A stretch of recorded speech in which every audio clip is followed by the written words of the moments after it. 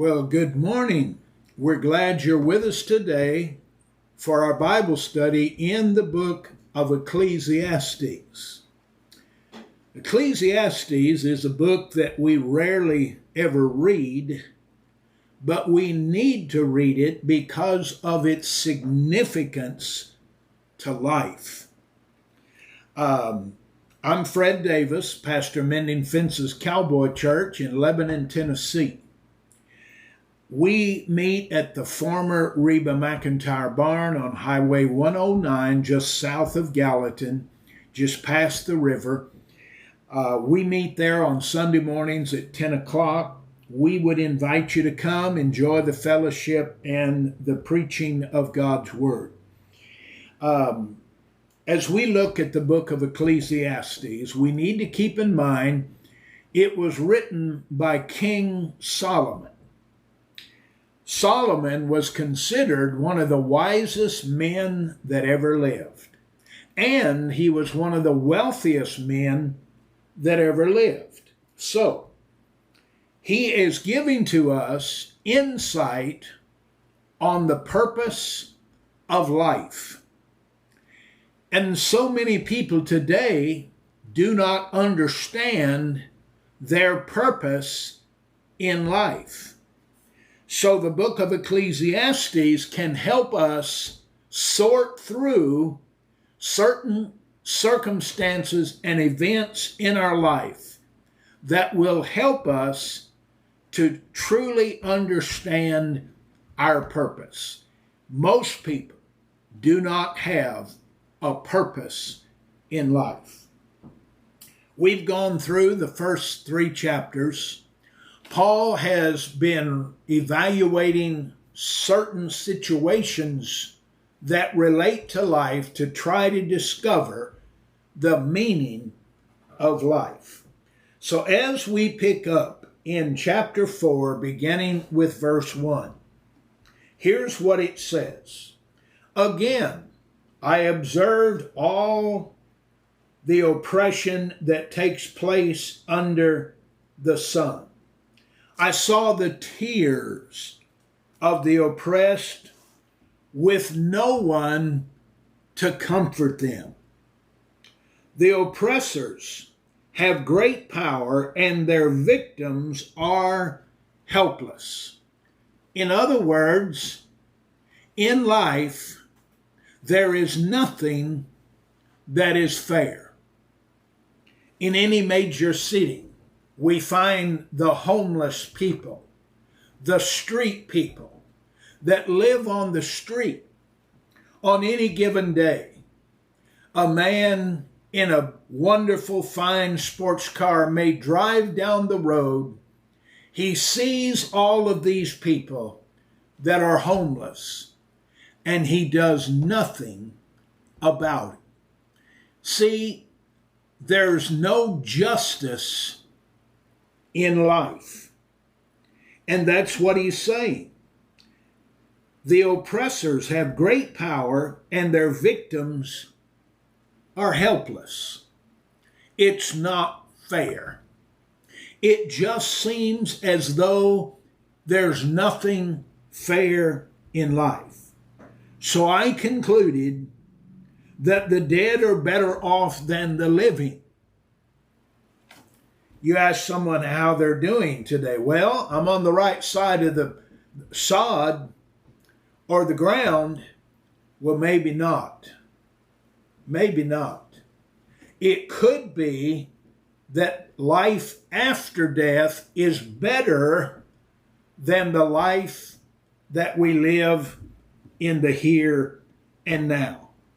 So Solomon is concluding, first of all, that men live forever, that men may lay down this body and we may go to the cemetery and people die, but we live forever.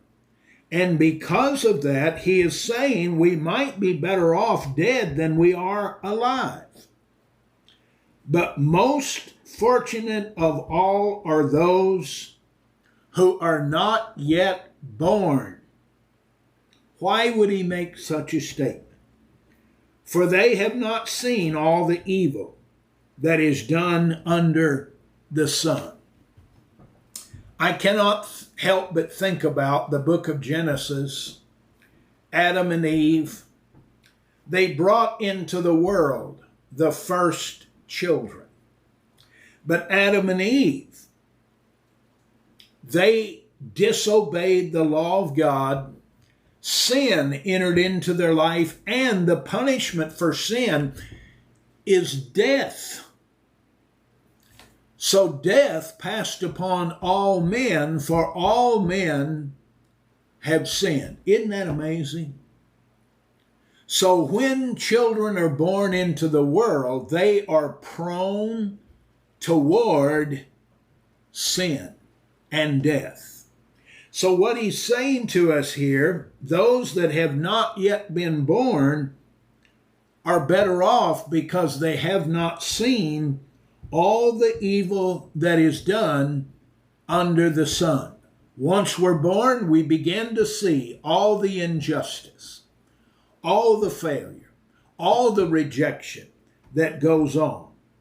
In verse 4, Solomon says, "Then I observed the most people are motivated to success because they envy their neighbors." Think about it. What is he telling us?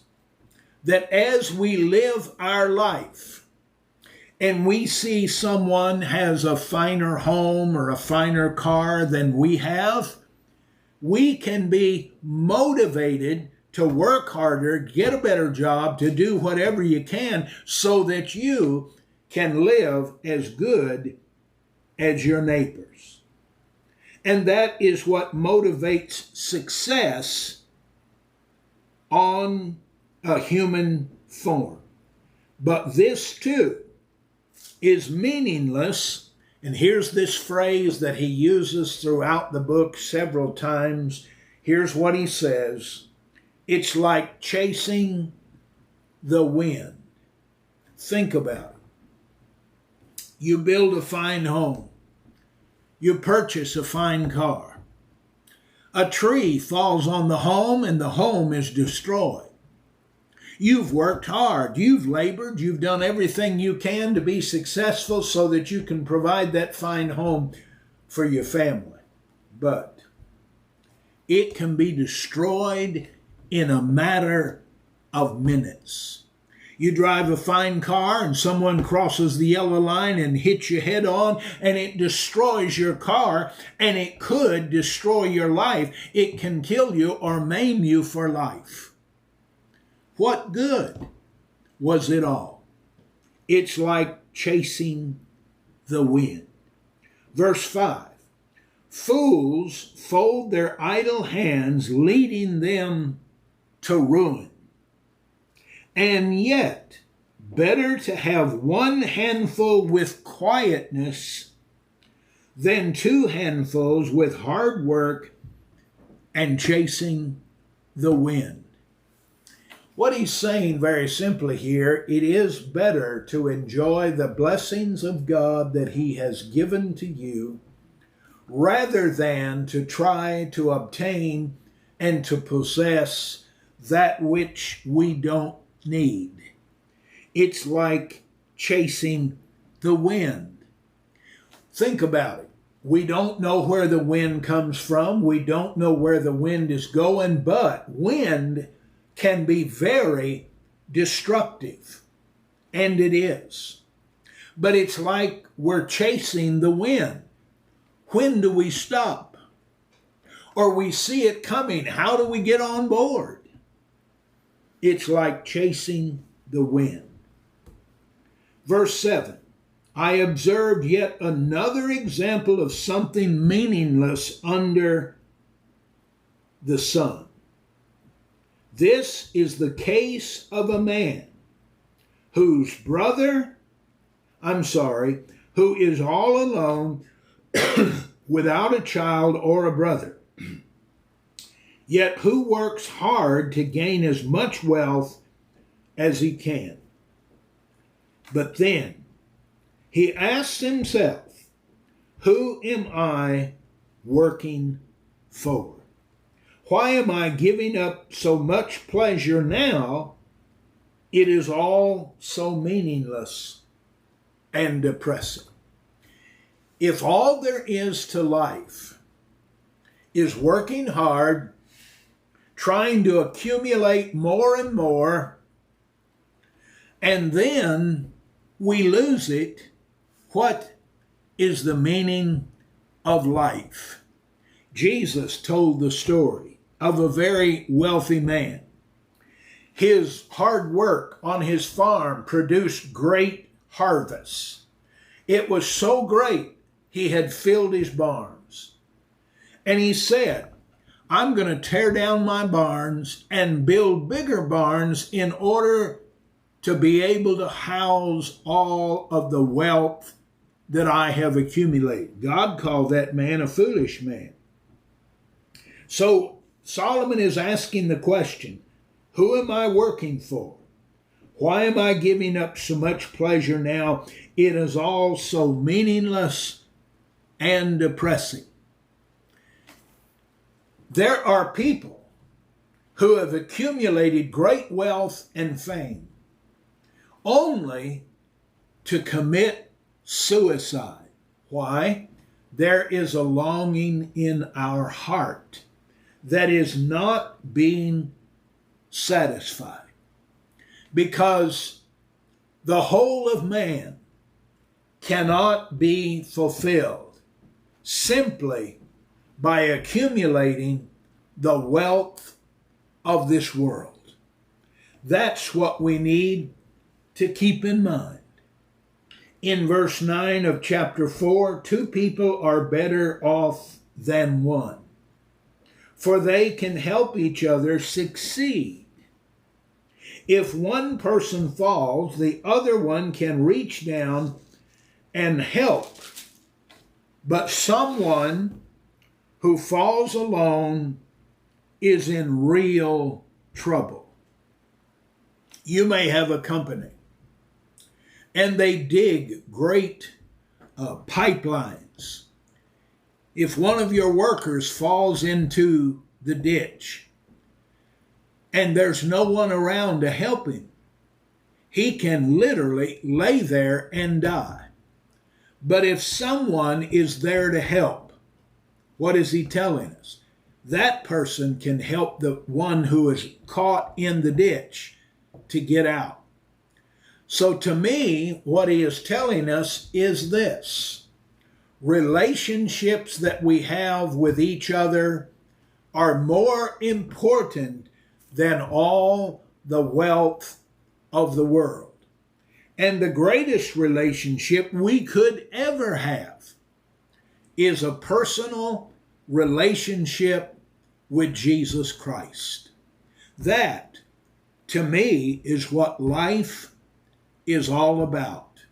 Having a personal relationship with Jesus Christ. You may have wealth, you may have success, you may have fame, but without the relationship of other people and a relationship with God, life is meaningless. Is that the kind of life that you're living today? It does not have to be.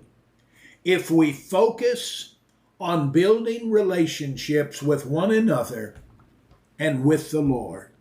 I hope that you'll think about this.